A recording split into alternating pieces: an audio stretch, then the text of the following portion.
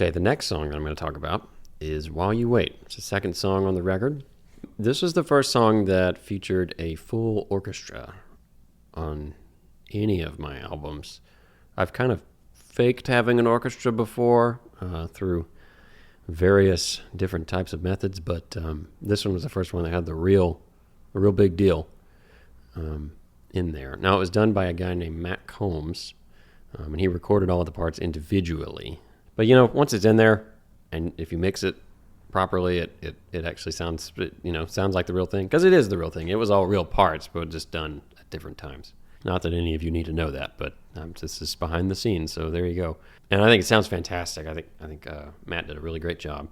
Another thing about the song, instrumentally, the drums were really fun to play, lyrically and thematically. The song is really about this season of my life in kind of the early 20s on to, honestly, until I met Catherine, but the just frustrated, really wanting a romantic relationship to work out, and it wouldn't. And I just remember having moments that were sometimes would go on for days, of just, I'm sitting there being like, gosh, I'm just trying to watch a football game with my friends, but there's this unrelenting sorrow and agony within me that I feel as though if I'm not being validated or affirmed by someone romantically, then I must not be good enough as a human being. There must be something defective about me. Fundamentally, if you want to be in a God-honoring, committed marriage, then that's actually a really good desire. That's a good thing. It was just so difficult because I was making it just this ultimate apex. Like, it had to happen. And I think that it was always going to be a very big desire, no matter what. But I do think that through a bunch of falling down on my face and getting back up again, just doing that a bunch of times, that eventually did come to a point where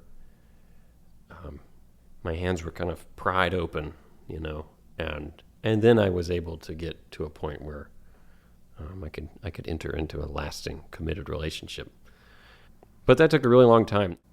I wanted to sort of commemorate that, like just to make a song to here's to those just gigantic feelings and feeling like this is never going to end, and oh my gosh, I'm going to lose my mind. How many songs are there out in the world where it's like, this person who's going to be my true love, I know you're out there somewhere. So hopefully you're hearing this, and I hope you hear it pretty soon, because I'm getting really frustrated. Whereas Mañana Sun was a bit more of like a sweet kind of thing. This one was kind of like, okay, it's the same thing, but it's kind of aggressive at this point. Let's get this train rolling now, please.